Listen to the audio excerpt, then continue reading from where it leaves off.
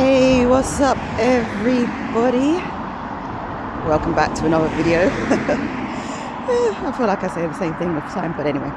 Welcome back to another video. This is another walk and talk. I'm just here again, walking to work. And my husband said, do another video. So I'm doing another video under the obedience of my husband. And I was just thinking to myself about, keep on, like the gift to keep on going, even when it doesn't seem like anything's happening, and maintaining a good attitude, right? Because you just have no idea. One, it's not about you. It could just be about you continuing to do good so that somebody else could benefit. Somebody else can have hope in this life that this isn't it, that they could feel loved, that they could feel taken care of, they could be heard or seen because you decided to show up and keep going, just keep being the hands and feet and the eyes of God. And then also it's about you, whereby you have no idea. Like, everything is a seed in the ground. Everything that we do, say, think, we're putting a seed in the ground. And just like how some seeds are quick to grow, other seeds take a while to germinate. We have no idea. But the verse that came to mind is like, do not grow weary in doing good, for in due season you shall reap a reward if you do not faint. And it's just about knowing that God is able to use all and everything, but giving him the freedom to use what he desires to use in your life to get you to the place where he desires you to be. Because it's not even about our dreams, our goals and our aspirations. It's about his dreams, his goals and his aspirations, which are far bigger than ours. But it requires us to take on his dreams, his goals and his aspirations for our lives, and to see ourselves how he sees us and believe that he has far greater, It says exceedingly and abundantly above all you could ask or imagine, or think or imagine. Or think and imagine is the same thing, isn't it? But it's recognizing that he has a vision over us, over you, over me, that if he was to show us the whole picture right about now, we would be like, I'm not coming out my house. I'm not coming out my house. I'm sorry.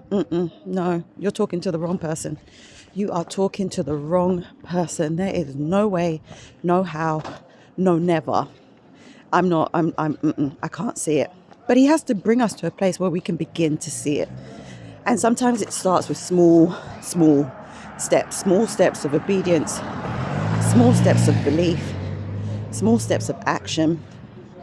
Because how he sees us and how we see ourselves often isn't in alignment.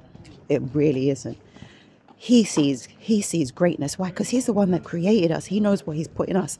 But he has to allow us to be in certain situations and environments for us to get a picture, for us to begin to see it and then want it and walk in it. And so I was just reminded of Joseph, like, he was there in that prison. God had given him a picture of himself, of his future, of how his family were going to respond to him. He didn't know how that was going to be fulfilled. No idea. How could he? How would he? Even up until the moment when he was called by Pharaoh, he knew something was changing, but there's no way that he could have predicted that. There is no way that he could have predicted that. Not in those circumstances whatsoever.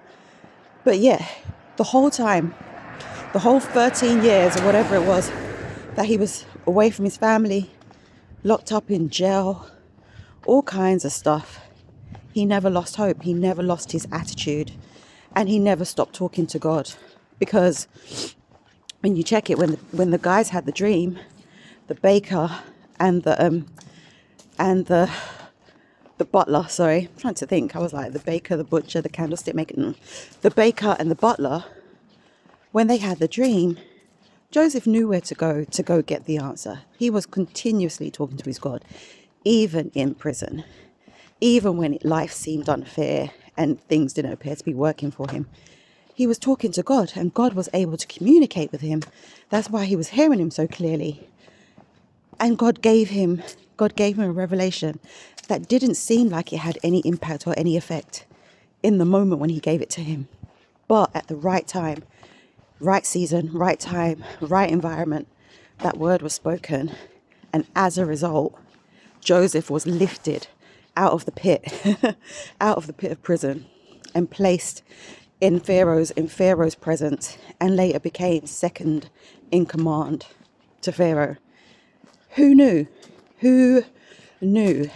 But he didn't allow the circumstances to get him down. He didn't allow life to say it's not, tell him it's not fair.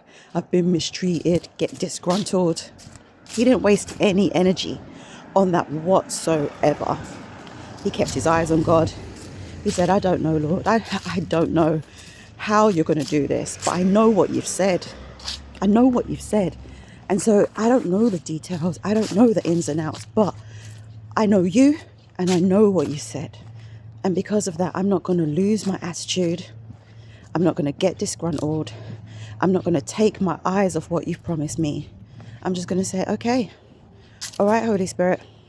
And as a result, he yielded what the promise was. He yielded the faithfulness of God. He yielded that because he refused to budge. And so I just say that because sometimes life is trying to get us to move away from, to believe something else, to become disgruntled, to utter those words out of our mouths like, it's not fair. Don't do that. Don't shortchange yourself like that. You don't need to shortchange yourself like that. God is faithful. He is faithful. He is faithful. And so I really pray this encourages somebody. And I just want to say thank you to everybody who has subscribed to my channel. And anybody who watches this video, I pray it blesses you. But whatever it is in today, if life is trying to still your attitude, don't give it to him. Don't let life have that hold over you. It doesn't have the right. It doesn't have the right.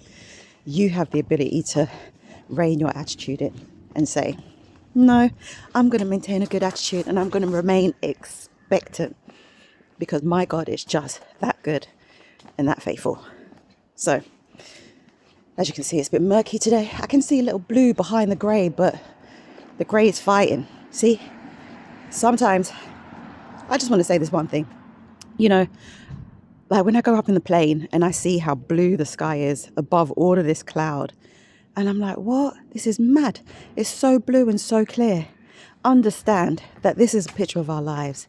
There's a bunch of stuff trying to keep the light out of our lives by just bogging us down with the cloud, the heaviness, the darkness. But understand, if you can just go up higher, develop a higher perspective, a higher understanding, just go into enter into what God understands about the situation, you will discover there is so much blue above this grey.